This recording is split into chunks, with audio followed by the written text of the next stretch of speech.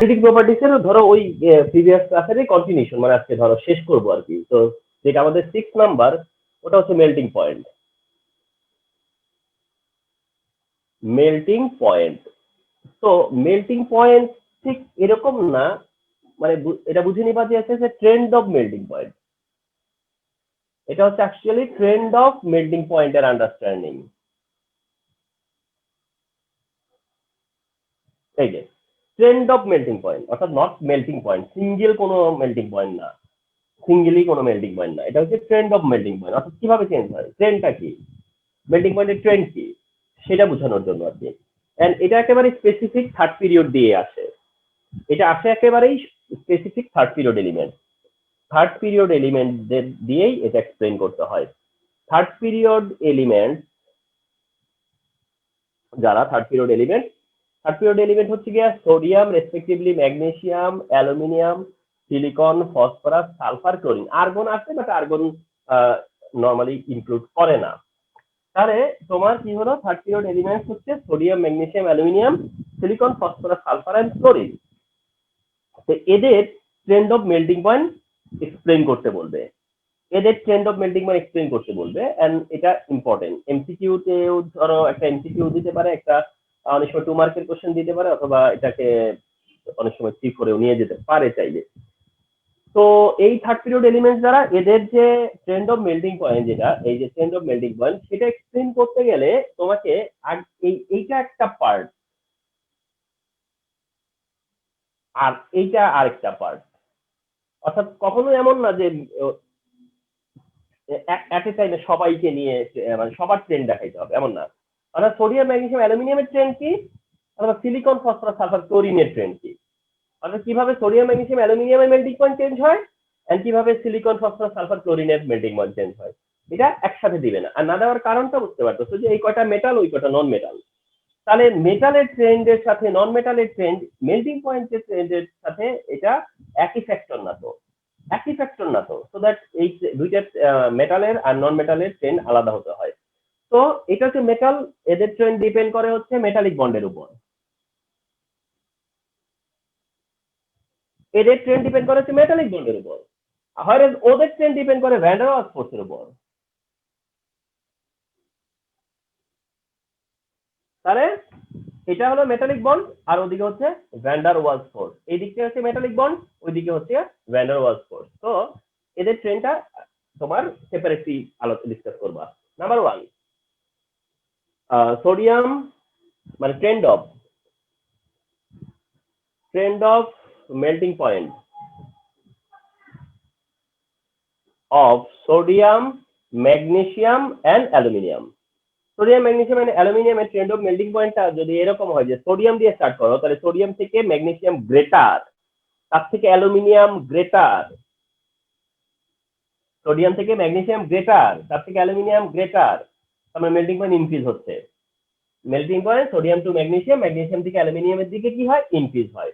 তারপরে সোডিয়াম থেকে ম্যাগনেসিয়াম, ম্যাগনেসিয়ামের দিকে থেকে অ্যালুমিনিয়ামের মেল্টিং পয়েন্ট কেন বেশি, কেন ইনক্রিজ হয়, এটা জানতে চাইবে। আমরা ধরো এটা বিতে আসতে দেখেছি, যেবার বিতে সেইবার আসতে দেখেছি যে ধরো কোশ্চেন করছে যে ম্যাগনেসিয়ামের থেকে অ্যালুমিনিয়ামের মেল্টিং পয়েন্ট কেন মোর, ম্যাগনেসিয়ামের থেকে অ্যালুমিনিয়ামের মেল্টিং পয়েন্ট কেন মোর, এটা 2 মার্কের কোশ্চেন। আরেকটা ডি এর কোশ্চেন আছে, কোশ্চেনটা এরকম যে ধরো কোশ্চেনটা এরকম যে সোডিয়াম, ম্যাগনেসিয়াম, অ্যালুমিনিয়ামের মেল্টিং পয়েন্টের যে ট্রেন্ড আর তাদের হ্যালাইডের যে মেল্টিং পয়েন্টের ট্রেন্ড, এটা কি সেম অর নট, এন্ড যাই হোক সেটা এক্সপ্লেন করো। তাহলে আমরা তখন দেখতে পাবো যে এদের মেল্টিং পয়েন্টের ট্রেন্ড হচ্ছে এরকম, অথচ এদের হ্যালাইডের মেল্টিং পয়েন্টের ট্রেন্ড হচ্ছে এরকম। অর্থাৎ এইভাবেও বলতে পারে যে গিভেন এলিমেন্টস এর মেল্টিং পয়েন্টের ট্রেন্ড এন্ড তাদের হ্যালাইডের মেল্টিং পয়েন্ট ট্রেন্ড হচ্ছে অপোজিট, এক্সপ্লেন করো। তাহলে বিষয়টা এরকম দাঁড়ায় যে এর মেল্টিং পয়েন্টের ট্রেন্ড এটা কেন, আর এদের মেল্টিং পয়েন্টের ট্রেন্ড এটা কেন। এটা আমরা ফিউচারে জানা নিব, এখন এটা জানার সময় হয়েছে। তাহলে এটা দেখলাম যে সোডিয়াম থেকে ম্যাগনেসিয়াম হার্ড, ম্যাগনেসিয়াম থেকে অ্যালুমিনিয়াম হার্ড, এটা তো আমরা এমনিতেই জানি সোডিয়াম থেকে ম্যাগনেসিয়াম, তার থেকে অ্যালুমিনিয়ামের দিকে মেল্টিং পয়েন্ট কি হচ্ছে মোর এন্ড মোর এন্ড এটা ডিপেন্ডিং ফ্যাক্টর হইতেছে মেটালিক বন্ড। ডিপেন্ডিং ফ্যাক্টর হচ্ছে মেটালিক বন্ড, তার মানে যার মেটালিক বন্ড যত স্ট্রং, যার মেটালিক বন্ড যত স্ট্রং, যার মেটালিক বন্ড যত স্ট্রং। আর মেটালিক বন্ড যেটা, মেটালিক বন্ড মনে রাখবা directly proportional two lattice energy.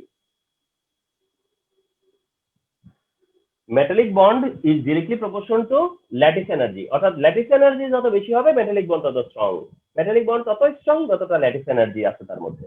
তো metallic bond directly proportional two lattice energy. এখন দেখতে হবে যে কার ল্যাটিস এনার্জি মোর। সোডিয়ামের ভ্যালেন্স শেলে একটা ইলেকট্রন দিয়ে সোডিয়াম পজিটিভ আয়ন ফর্ম করে। ম্যাগনেসিয়াম সেখানে তার ভ্যালেন্স শেল থেকে দুইটা ইলেকট্রন দিয়ে সে 2+ আয়ন ফর্ম করে। আর অ্যালুমিনিয়াম তার ভ্যালেন্স থেকে 3টা ইলেকট্রন দিয়ে সে 3+ আয়ন ফর্ম করে।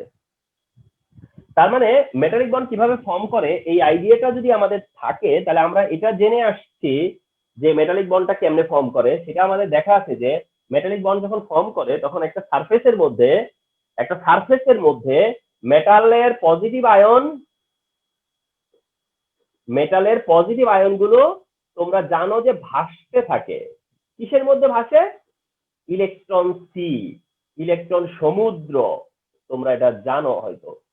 অর্থাৎ একটা সারফেসের মধ্যে ইলেকট্রন সি অর্থাৎ ইলেকট্রন সমুদ্র একটা তৈরি করে। কোন ইলেকট্রন? সেটা যে ইলেকট্রন মেটালটা ছেড়ে দেয়, ওই ইলেকট্রনে একটা সমুদ্র তৈরি হয়। এর ভিতরে আবার মেটালের যে আয়ন তৈরি হইলো, যে আয়ন প্রডিউস হলো, ওই আয়ন বা এই পজিটিভ আয়ন গুলাই আবার ওই ইলেকট্রন সিতে ভাসতে থাকে। এন্ড এইভাবে তারা এই সারফেসের মধ্যে একসাথে থাকে। অর্থাৎ ওই ইলেকট্রনকে আমরা বলি ডিলোকালাইজড ইলেকট্রন। ইলেকট্রন হচ্ছে ডিলোকালাইজড ইলেকট্রন। এন্ড এই ডিলোকালাইজড ইলেকট্রনের প্রতি এই ক্যাটায়নের আবার কি হয়? অ্যাট্রাকশন কাজ করে। প্রথমে তো ছেড়ে দিতে, এটা তার নেচার, কিন্তু ছাড়ার পরে যখন সে ভাসতে থাকে সি অফ ইলেকট্রনের মধ্যে, তখন তাদের মধ্যে আবার ইলেকট্রনের সাথে ওর আবার অ্যাট্রাকশন কাজ করে। এখন ডিলোকালাইজড ইলেকট্রনের প্রতি সোডিয়াম প্লাস আয়নের অ্যাট্রাকশন কাজ করতেছে।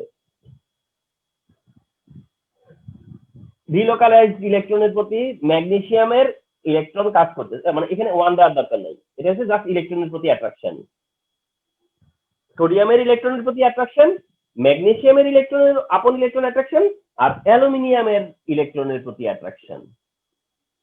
অর্থাৎ কার ইলেকট্রনের প্রতি অ্যাট্রাকশন বেশি? ছাড়ার সময় একটা আছে, দুইটা আছে, তিনটা আছে, এবং সেই ছাড়া ইলেকট্রন সব ইলেকট্রন এক হয়ে গেছে, এখন সব এক হয়ে একটা সি তৈরি করছে।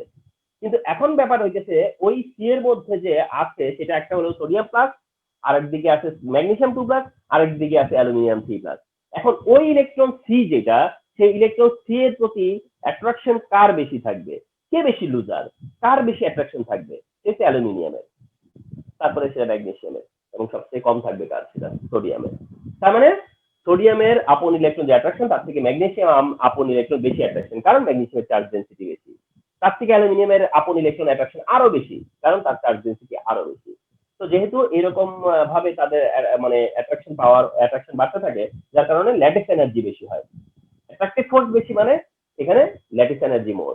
ল্যাটিস এনার্জি মোর বলে মেল্টিং পয়েন্ট বেশি, কারণ ল্যাটিস এনার্জি যত বেশি তত মেটালিক বন্ড তত স্ট্রং এবং মেল্টিং পয়েন্ট তত বেশি।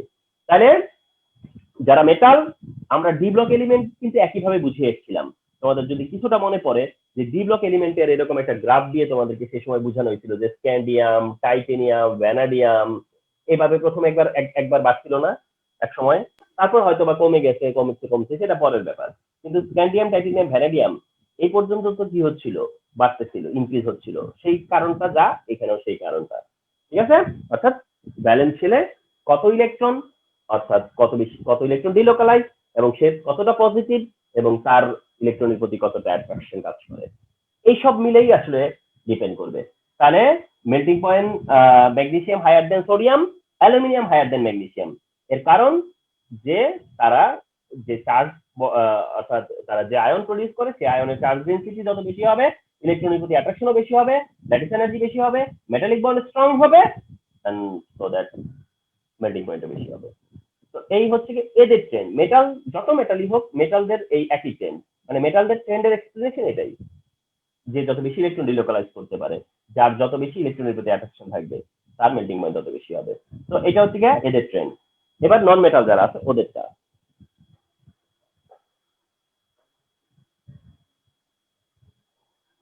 নন মেটাল যারা আছে ওদের ট্রেন্ড। এবার সেকেন্ড যেটা, trend of melting point of থেকে সিলিকন, ফসফরাস, সালফার, ক্লোরিন, এদেরটা কি ট্রেন্ড? এদের ট্রেন্ডেরটা এমন, আবার এদের হায়ারটা দিচ্ছি, সিলিকন দিয়ে শুরু করি, সিলিকনের পরে এদের সালফার, সালফারের পরে হলো ফসফরাস, এরপরে ক্লোরিন। মানে মোটামুটি যেভাবে ওরা ছিল ওইভাবেই, কিন্তু একটু ঝামেলা হয়ে গেছে ফসফরাস আর সালফার এসে।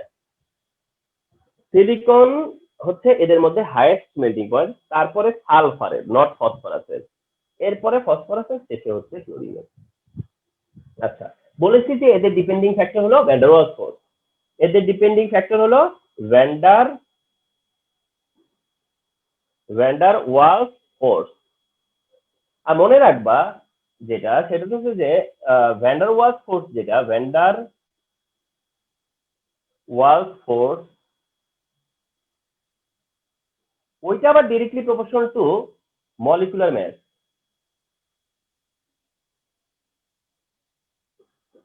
ভ্যান ডের ওয়ালস ফোর্স আবার directly proportional to molecular mass. Metallic bond directly proportional কি লিখছিলাম, ল্যাটিস এনার্জি। আর ভ্যান ডের ওয়ালস ফোর্স হচ্ছে গিয়া directly proportional to molecular mass. তার মানে ভ্যান ডের ওয়ালস ফোর্স হচ্ছে গিয়া যেগুলো নন পোলার কোভ্যালেন্ট যারা, নন পোলার যারা, ঠিক আছে, নন পোলার সাবস্টেন্স হলে van der Waals force, covalent হলে ভ্যান ডের ওয়ালস ফোর্স। আর ভ্যান ডের ওয়ালস ফোর্স হচ্ছে গিয়া তোমার মোর কার মলিকুলার ম্যাস যত বেশি। ফর এক্সাম্পল, ফরগেট দিস, তোমরা জানো যে মিথেন গ্যাসিয়াস, একসময় বিউটেন লিকুইড, তার থেকে 20+ যদি হয়ে যায় সেগুলো সলিড, যেগুলো ওয়েট। তাহলে এমন কেন? প্রথমে গ্যাস থেকে লিকুইড, তারপরে সলিড, তার মানে কি মলিকুলার ম্যাস বাড়তেছে। সবই তো কার্বন হাইড্রোজেন, নন পোলার সবাই, কিন্তু মলিকুলার ম্যাস বাড়তেছে, যার কারণে van der Waals force increase হয়। ভ্যান ডের ওয়ালস ফোর্স ইনক্রিজের সাথে সাথে তাদের মেল্টিং পয়েন্ট, বয়লিং পয়েন্ট বেড়ে যায়। তাই ঠিক আছে, তাহলে কোভ্যালেন্ট হলে পরে যখন factor van der Waals force, তখন van der Waals force factor.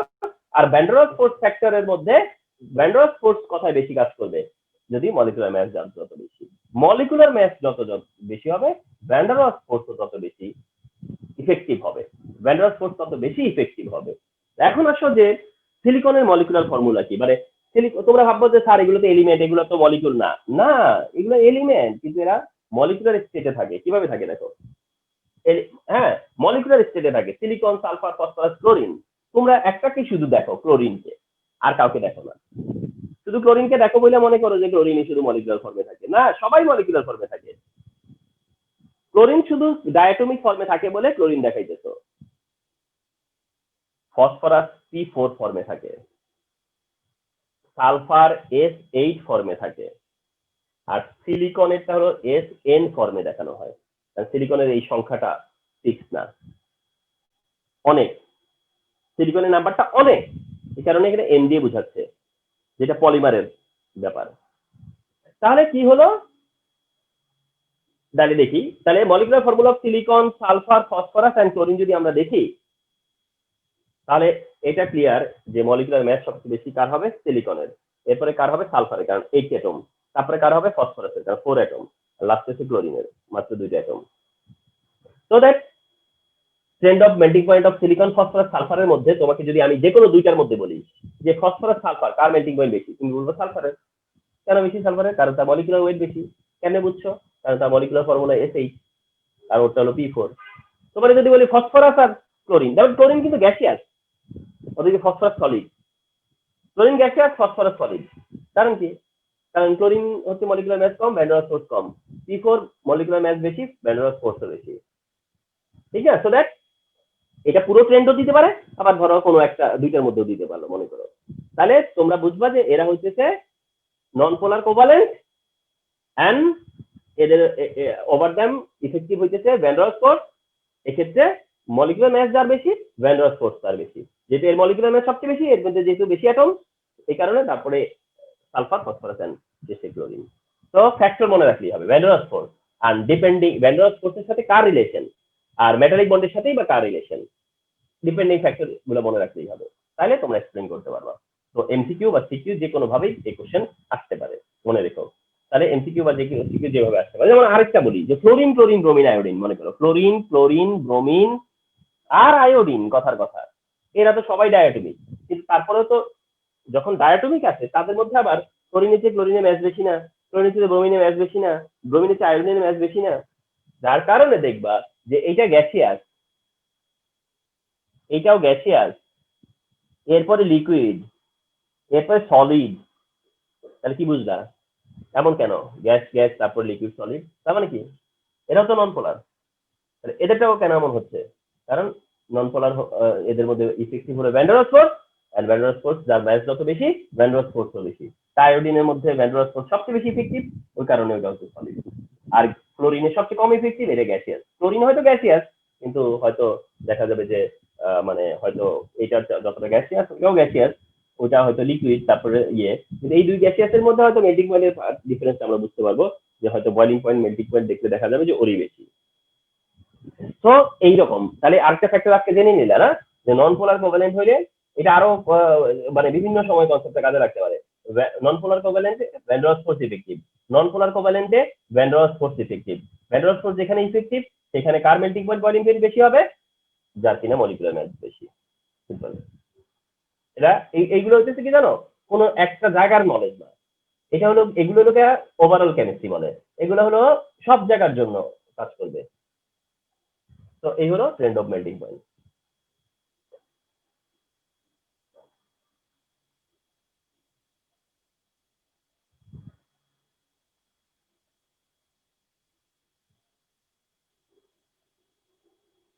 আচ্ছা, এরপরে হলো আমাদের যেটা সেভেন্থ, ওটাকে বলা হয় মেটালিক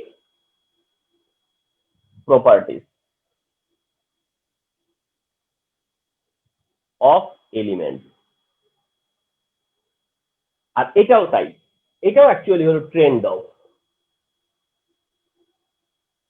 মানে কে, হ্যাঁ ট্রেন্ড অফ মেটালিক প্রপার্টিজ, মানে কে মেটাল কে নন মেটাল তা না, কথা হচ্ছে যে trend of metallic properties.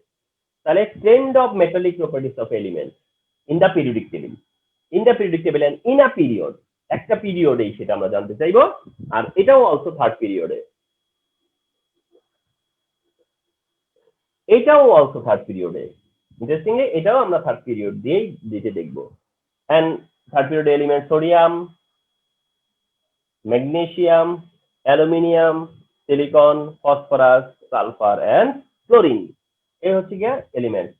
Third period element sodium, magnesium, aluminium, silicon, phosphorus, sulphur and chlorine.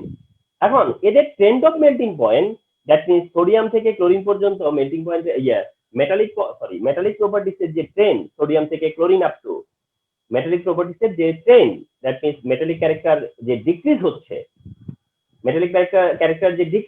Non metallic character যে ইনক্রিজ হচ্ছে, তা বোঝানোর জন্য আবার হেল্প নেওয়া হয় হচ্ছে নেচার অফ অক্সাইডস এর।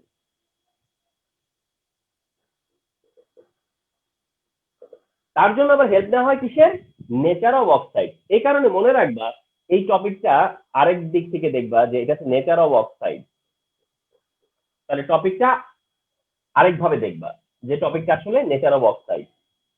Topic also understanding nature of oxide, topic also understanding nature of oxide. And nature of অক্সাইডের যে ট্রেন্ড, সেই ট্রেন্ডটাই মেটালিক প্রপার্টিসের ট্রেন্ড বা ট্রেন্ডটা আমাদেরকে বুঝতে হেল্প করবে, নেচার অফ অক্সাইড। কারণ আমরা এটা জানি যে মেটালের অক্সাইড হচ্ছে বেসিক, আর আমরা এটা জানি যে নন মেটালের অক্সাইড হলো অ্যাসিডিক। মেটালের অক্সাইড বেসিক, নন মেটালের অক্সাইড অ্যাসিডিক। তাহলে আমি যদি নেচার অফ অক্সাইড ডিটারমিন করতে পারি, তাহলে আই ক্যান সে যে মেটালিক প্রপার্টি ইনক্রিজ হচ্ছে না ডিক্রিজ হচ্ছে, সেটা আমরা কম্পেয়ার করতে পারবো তখন, যে কে বেশি মেটালিক আর কে কম মেটালিক, কে বেশি কম নন মেটালিক, কে বেশি নন মেটালিক, সবটাই বোঝা যাবে নেচার অফ অক্সাইড থেকে। তো অক্সাইডের নেচার বোঝার জন্য সোডিয়ামের অক্সাইড তোমরা জানো যে সোডিয়াম অক্সাইড, নর্মাল অক্সাইড গুলা। ম্যাগনেসিয়ামের অক্সাইড হলো ম্যাগনেসিয়াম অক্সাইড, অ্যালুমিনিয়ামের অক্সাইড হলো অ্যালুমিনিয়াম অক্সাইড, সিলিকনের অক্সাইড হলো সিলিকন ডাইঅক্সাইড, ফসফরাসের অক্সাইড P2O3 এবং P2O5 দুইটাই মেনশন করা যায়। সালফারের অক্সাইডে SO2 SO3 দুইটাই মেনশন করা যায়, আর ক্লোরিনের অক্সাইড হিসেবে এটাকে মেনশন করা হয়। তাহলে এগুলো হচ্ছে গিয়ে oxide of third period element. এরা হলো oxide of third period element. Sodium, magnesium, aluminium, silicon পর্যন্ত একটাই, ফসফরাস সালফারে আমরা দুইটা এখানে মেনশন করলাম, P2O3 এবং P2O5। একটা হচ্ছে SO2 NSO3, আর সেটা হচ্ছে ক্লোরিনের অক্সাইড যেটা হলো Cl2O7। তাহলে এইগুলো হচ্ছে তাদের অক্সাইড। এখন আমরা এই যে অক্সাইড এদের নেচার স্টাডি করব, যে এদের নেচার কি। তো 1 by 1 সেটা আমরা স্টাডি করব। Number 1, sodium oxide. ফার্স্ট কথা যে ইট ইজ স্ট্রং বেসিক, এই যে it is strong basic, strong base বা স্ট্রং বেসিক এরকম টাইপের। সোডিয়াম অক্সাইড হচ্ছে স্ট্রং বেসিক। কেমন করে বুঝতে পারছো তুমি স্ট্রং বেসিক? কারণ তুমি জানো যে সোডিয়াম অক্সাইড ওয়াটারের সাথে রিঅ্যাক্ট করে নর্মাল টেম্পারেচারে, করে সোডিয়াম হাইড্রোক্সাইড প্রডিউস করে।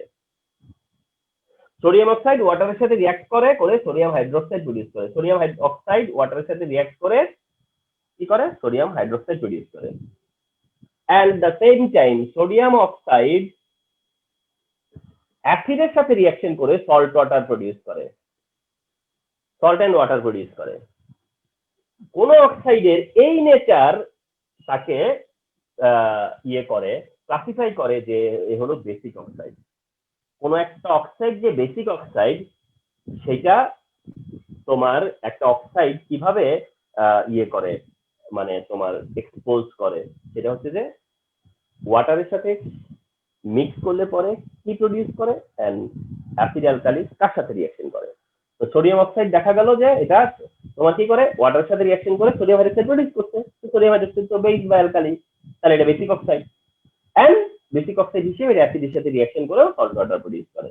তাহলে উই কুড আন্ডারস্ট্যান্ড যে sodium oxide basic. Second one হলো ম্যাগনেসিয়াম অক্সাইড।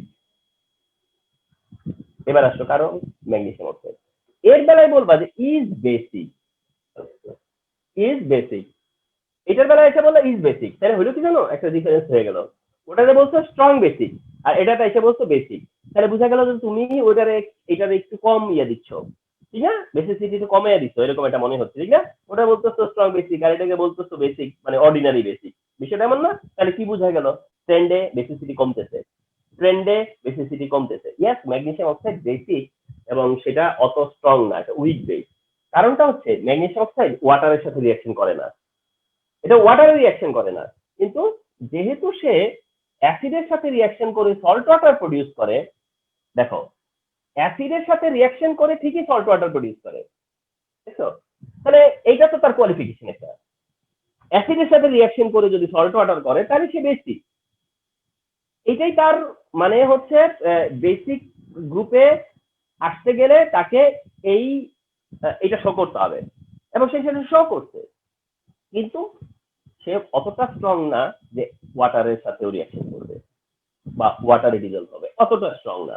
নর্মাল টেম্পারেচারে ওয়াটারের সাথে রিঅ্যাকশন করে না, কিন্তু অ্যাসিডের সাথে নর্মাল টেম্পারেচারে রিঅ্যাকশন করে। তাহলে এটা বোঝা যায় যেটা বেসিক।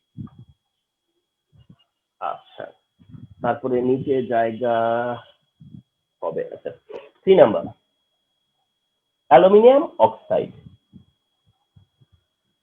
এবার আসছো অ্যালুমিনিয়াম অক্সাইড বললা কি ইজ অ্যামফোটেরিক।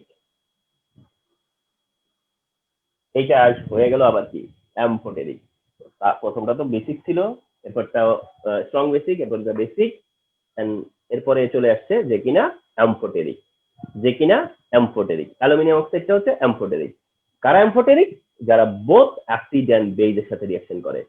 তার মানে সে নিজেই বোথ অ্যাসিড এন্ড বেজ, যে নিজেই বোথ অ্যাসিড এন্ড বেজ, মানে অ্যাসিড হিসেবে বেজের সাথে রিঅ্যাকশন করে, আবার বেজের সাথে অ্যাসিড হিসেবে রিঅ্যাকশন করে। অর্থাৎ তার সাথে যদি অ্যাসিড দাও তাহলে সে বেজ হিসেবে কাজ করে, আর তার সাথে যদি বেজ মিক্স করো তাহলে সে আবার অ্যাসিড হিসেবে কাজ করে। তার মানে এরকম ডাবল প্রপার্টি যারা শো করতে পারে, dual property both acidic and basic, এরা হচ্ছে কি amphoteric. And so aluminium oxide হচ্ছে অ্যামফোটেরিক। তার মানে এখন আমরা ট্রেন্ডে কি বুঝলাম? প্রথমটা স্ট্রং বেসিক, এরপরটা বেসিক, কিন্তু তারপরেরটা কি হচ্ছে বেসিকও আছে অ্যাসিডিকও আছে। তার মানে সেই যে দল চেঞ্জ করতেছে ট্রেন্ডে, এরকম একটা ব্যাপার। তার মানে এটা বেসিক এর দিক থেকে গেলে উইক বেস হবে, বিকজ এটার মধ্যে অলরেডি অ্যাসিডিটি চলে আসছে। তাহলে বোঝা গেল যে অ্যালুমিনিয়াম অক্সাইড অ্যামফোটেরিক, তার মানে বেসিসিটি কমতেছে। ওকে, তো অ্যালুমিনিয়াম অক্সাইড যে অ্যামফোটেরিক, সেটার জন্য তোমরা রিঅ্যাকশন দেখাবা। আর সেই রিঅ্যাকশন হচ্ছে যে ফার্স্টে আসো যে অ্যালুমিনিয়াম অক্সাইড মনে করো বেসিক এবং রিয়াকশন করবে অ্যাসিডের সাথে। অ্যালুমিনিয়াম অক্সাইড বেসিক রিয়াকশন করবে অ্যাসিডের সাথে করে সল্ট ওয়াটার প্রডিউস করলো তো এই যে অ্যালুমিনিয়াম অক্সাইড হাইড্রোক্লোরিক অ্যাসিডের সাথে রিয়াকশন করে aluminium chloride and water produce করলো, তার মানে এটা বেসিক। বাট দেখা গেল যে এই অ্যালুমিনিয়াম অক্সাইডের সাথে তুমি সোডিয়াম হাইড্রোক্সাইড মিক্স করে দিছো, তবুও রিয়াকশন হয়েছে সল্ট ওয়াটার প্রডিউস হয়েছে। তবে যেটা প্রডিউস হয়েছে সেটা ফর্মুলা এরকম, এই যে এটাকে বলে sodium aluminate, sodium aluminate, sodium aluminate, sodium aluminate বলে। হ্যাঁ, তাহলে সোডিয়াম অ্যালুমিনেট প্লাস ওয়াটার, তার মানে অ্যালুমিনিয়াম অক্সাইড অ্যাম্ফোটেরিক। এটা অনেক সময় সিঙ্গেলই কোশ্চেন আছে জানো, সিঙ্গেল কোশ্চেন, অর্থাৎ স্টেমে অ্যালুমিনিয়াম থাকে এবং আস্ক করে যে স্টেম এলিমেন্ট টা অ্যাম্ফোটেরিক অক্সাইড প্রডিউস করে, বা oxide of stem element, oxide of stem element is amphoteric, explain করো, অথবা explain the nature of the oxide of stem element. অর্থাৎ সবকিছু মিলে অ্যালুমিনিয়ামের অক্সাইডের নেচার জানতে চাইবে। তো মনে রাখবা যে অ্যালুমিনিয়াম অক্সাইড অ্যাম্ফোটেরিক। আর অনেক সময় ডাইরেক্ট কোশ্চেন করে 2 মার্ক দিয়ে যে এক্সপ্লেইন করো অ্যালুমিনিয়াম অক্সাইড ইজ অ্যাম্ফোটেরিক।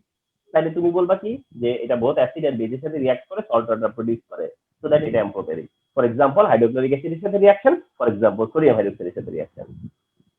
তাহলে আমরা কন্টিনিউয়াস দেখলাম যে সোডিয়াম অক্সাইডের পরে যখন ম্যাগনেসিয়াম অক্সাইডে গেলাম বেসিসিটি কমলো, অ্যালুমিনিয়াম অক্সাইডে যায় বেসিসিটি আরো কমছে, ইভেন অ্যাসিডিটি চলে আসছে, অ্যাসিডিটি কিছুটা চলে আসছে, তাই না?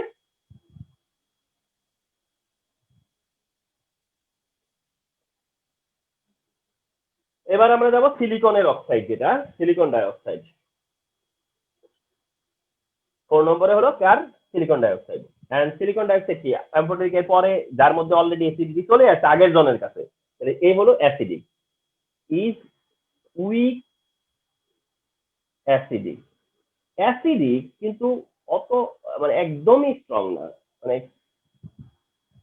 কিন্তু উইক অ্যাসিড সিলিকন ডাইঅক্সাইড, মানে অ্যাসিডিক, জাস্ট অ্যাসিডিক এরকম টাইপের আর কি, মানে জাস্ট অ্যাসিডিক।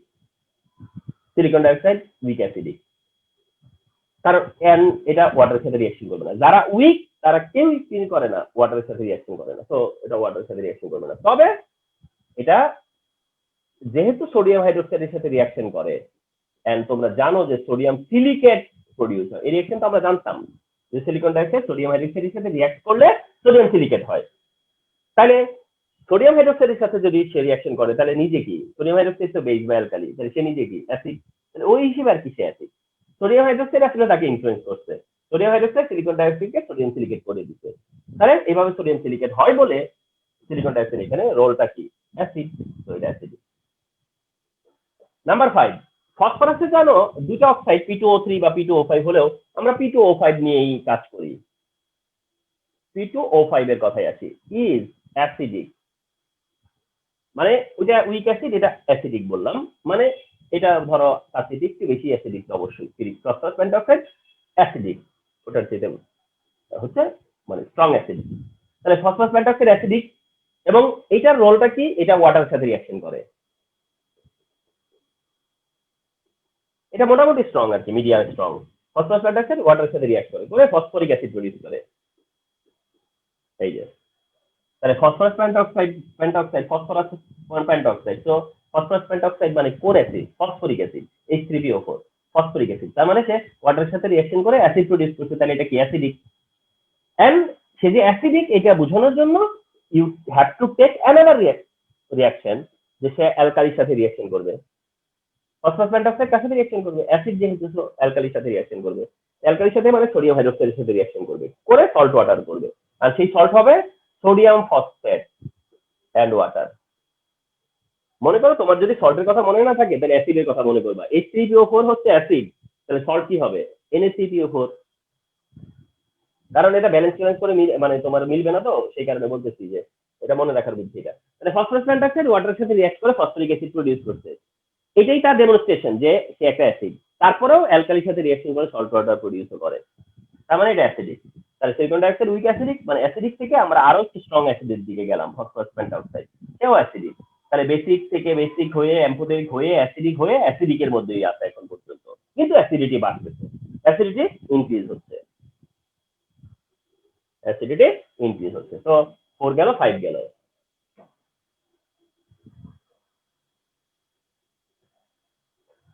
এবার হলো 6 নাম্বারটা, যেটা এবার ওই যে সালফারের ক্ষেত্রেও আমরা নিব সালফার ট্রাইঅক্সাইড, মানে যেটা তোমার হায়ার অক্সাইড, ওটা নিয়ে কাজ করতেছি আমরা। Is strong acid.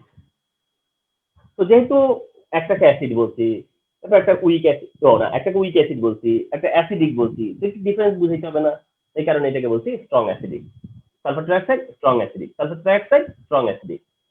And sulphur dioxide দেখবো কি যে এটাও কি করবে, ওয়াটারের সাথে রিয়াকশন করবে, এটাও ওয়াটারের সাথে রিয়াকশন করবে, করে সালফিউরিক অ্যাসিড প্রডিউস করবে। অ্যাট দ্য সেম টাইম এটা আবার সোডিয়াম হাইড্রোক্সাইডের সাথে রিয়াকশন করবে, করে sodium sulphate plus H2O produce করবে। তার মানে রোলটা অ্যাপারেন্টলি মনে হবে যে ফসফরিক অ্যাসিড যা করছে, ফসফরাস পেন্টাক্সাইড যা করছে ও তাই করছে, কিন্তু না, ওর অ্যাসিডের চাইতে তো ওর অ্যাসিড স্ট্রং, ফসফরিক অ্যাসিডের চাইতে সালফিউরিক অ্যাসিড তো স্ট্রং, তাহলে এটা স্ট্রং অ্যাসিডিক, তাহলে সালফার ট্রাইঅক্সাইড স্ট্রং অ্যাসিডিক, কারণ সালফিউরিক অ্যাসিড মতো অ্যাসিড সে প্রডিউস করতে পারে, সালফিউরিক অ্যাসিডের মতো একটা অ্যাসিড সে প্রডিউস করে, তো এটা অনেকটা স্ট্রং একটা acid. And the last one হচ্ছে 7 নাম্বার, আছে হলো আমাদের খুব মানে বেশি খুব কম দেখা হয়, সেটা হচ্ছে ক্লোরিনের অক্সাইড। দেখবা যে এই ক্লোরিনের অক্সাইড আমাদের খুব খুব যে রিনাউন্ড এমন না, না ক্লোরিনের অক্সাইড। তাহলে এবার ল্যাঙ্গুয়েজে তো বুঝাই দিতে হবে যে এটা যে সবচেয়ে বেশি অ্যাসিডিক, তার জন্য তোমরা বলবা স্ট্রং অ্যাসিডিক, ও না স্ট্রং গেস্ট বলো, যেহেতু ওটা স্ট্রং বলা হয়ে গেছে, স্ট্রং গেস্ট অ্যাসিডিক, তার মানে এটা সবচেয়ে অ্যাসিডিক, স্ট্রং গেজ অ্যাসিডিক। এবং মনে করে দিই তোমাদেরকে, একটা এমসিকিউ আসছিল 2015 কোন একটা বোর্ডে, যে which of the following is strongest acidic, and answer was Cl2O7, এবং অ্যান্সারটা ছিল ক্লোরিনের অক্সাইড। অনেকে সালফারের অক্সাইড অ্যান্সার করছে, কিন্তু অনেকে তো চিন্তা করে নাই যে ক্লোরিনের অক্সাইড আরো স্ট্রং, ঠিক আছে? ক্লোরিনের অক্সাইড হচ্ছে স্ট্রং গেজ অ্যাসিড, এন্ড এর রিঅ্যাকশন দেখাইতে হবে Cl7 এর সাথে ওয়াটারের রিঅ্যাকশন, এও তো ওয়াটারের সাথে রিঅ্যাকশন করবে, একে তো সে স্ট্রং গেজ, তাহলে স্ট্রংলি তো রিঅ্যাকশন করবে। ওয়াটারের সাথে রিঅ্যাকশন করলে যেই অ্যাসিডটা প্রডিউস করে সেটার নাম হচ্ছে HClO4, আর যেটা হচ্ছে পারক্লোরিক অ্যাসিড। অ্যাসিড আবার চেনা আমাদের পারক্লোরিক অ্যাসিড, অ্যাসিডটা কিন্তু ভালোই চিনি, ওটা হচ্ছে পারক্লোরিক অ্যাসিড। তাহলে পারক্লোরিক অ্যাসিড হচ্ছে স্ট্রং গেজ, সালফিউরিক অ্যাসিডের চাইতে স্ট্রং হলো পারক্লোরিক অ্যাসিড, পারক্লোরিক অ্যাসিড হচ্ছে strongest. And at the same time এটা কি করে, সোডিয়াম হাইড্রোক্সাইডের সাথে রিঅ্যাকশন করে, করে কি করবে সল্ট ওয়াটার। তো সল্টের ফর্মুলা এই যে এই ফর্মুলার সাথে মিলিয়ে নিবা, সোডিয়াম ClO4, সোডিয়াম ClO4, ওটা HClO4, এটা সোডিয়াম ClO4, আর শুধু ওয়াটার হবে। তার মানে এই রিঅ্যাকশন প্রুভ করতেছে যেটা কতটা অ্যাসিডিক, তাহলে এটা হচ্ছে অ্যাসিডিক। তাহলে এই যে তোমরা তোমরা যেটা করবা, তোমরা কি করবা যে নেচার অফ অক্সাইড এক্সপ্লেন করতে থাকবে, এইভাবে এক এক করে করে করে এক্সপ্লেন করা যখন শেষ হয়ে যাবে, তখন তুমি বলবা from the above observation, from the above observation we can say যে কি হচ্ছে, বেসিসিটি ডিক্রিজ হচ্ছে এন্ড অ্যাসিডিটি ইনক্রিজ হচ্ছে। And so far we know যে মেটালের অক্সাইড হচ্ছে বেসিক এন্ড নন মেটালের অক্সাইড হচ্ছে অ্যাসিডিক। যেহেতু বেসিসিটি ডিক্রিজ হচ্ছে আর অ্যাসিডিটি ইনক্রিজ হচ্ছে, তার মানে মেটালিক ক্যারেক্টারটা কি হচ্ছে, ডিক্রিজ হচ্ছে। মেটালিক ক্যারেক্টারটা ডিক্রিজ হচ্ছে, নন মেটালিক ক্যারেক্টারটা কি হচ্ছে, ইনক্রিজ হচ্ছে। এটা যেভাবে কোশ্চেনের চাহিদা থাকবে সেইভাবে তখন অ্যান্সার করে দিয়ে আসবা। কিন্তু তোমার মেইন তোমাদের জানাটা আছে কিনা যে তোমরা নেচার অফ অক্সাইড নেই, মেইন জানাটা এটা। তারপরে সেটাকে তারা কোন অ্যাঙ্গেল থেকে কোশ্চেন করে, কিভাবে কোশ্চেন করে, তোমরা সেভাবে মানে ডেসক্রিপশনটা বা এক্সপ্লেনেশন ওভাবেই দিবা। কিন্তু মূল জায়গাটা তো এটা, এটা আগে পরে হয়তো কিছু কথা থাকবে যেটা দিয়ে কোশ্চেনের অ্যান্সার করবা, আদারওয়াইজ মূল বডিতে তো এইগুলো থাকবে। তো নেচার অফ অক্সাইডস এর এই ব্যাপারগুলো খুবই ইম্পর্টেন্ট, ঠিক আছে? অনেক সময় দেখবেন শুধু নেচার অফ অক্সাইডই জানতে চাইবে, কারণ আরেকটা সময় হয়তো ট্রেন্ড অফ মেটালিক প্রপার্টিসও জানতে চাইবে। যেভাবে যাক নেচার অফ অক্সাইড ভালো জানলে পরে এটা অ্যান্সার করা পসিবল। এমসিকিউ মিলে এটা খুব হেল্পফুল হবে। তাহলে আমাদের যে পিরিয়ডিক প্রপার্টিস গুলা এবং 7টা পিরিয়ডিক প্রপার্টিস, প্রথমে অ্যাটমিক সাইজ কি সেটা ডিসকাস করলাম, আয়নিক রেডিয়াস নিয়ে তোমাদেরকে ছোট ছোট কিছু ক্লু দিলাম যে এভাবে মনে রাখবা, ionisation energy which is very important সেটা নিয়ে শেয়ার করা হয়েছে, ইলেকট্রন অ্যাফিনিটি আয়নাইজেশন এনার্জিতে বেশ কিছু তোমার হলো ইয়ে ছিল, এক্সেপশন ছিল, সেগুলো নিয়ে কথা হয়েছে। ইলেকট্রন অ্যাফিনিটিতে গেছি, সেটা আলোচনা করছি এবং সেখানেও কিছু এক্সেপশন আছে, ওটাও ডিসকাস করেছি। পরবর্তীতে ইলেকট্রোনেগেটিভিটি কি সেই আইডিয়াটা নিচ্ছি, কোনটা বেশি নেগেটিভ কম নেগেটিভ, ওই আইডিয়াটা যেমন খুব ইম্পর্টেন্ট। এন্ড পরবর্তীতে আমাদের আসছি হচ্ছে আজকে মেল্টিং পয়েন্টের যে ট্রেন্ড কি সেটা আমরা কিভাবে এক্সপ্লেন করবো, and at the same time হচ্ছে যে মেটালিক প্রপার্টিস গুলো কিভাবে চেঞ্জ হয় একটা পিরিয়ডে, অ্যান্ড এটা থার্ড পিরিয়ডে। মানে আজকের টোটাল ব্যাপারটাই আমাদের থার্ড পিরিয়ড দিয়েই করলাম, metallic melting point and metallic properties দুইটাই। তো থার্ড পিরিয়ডে এলিমেন্ট স্টেমে দিয়ে ইচ্ছে করলে এই কোশ্চেন গুলো করা যায় চাইলে থার্ড পিরিয়ড এলিমেন্টের স্টেম দিয়ে। তো দ্যাট এগুলো খুবই ইম্পর্টেন্ট।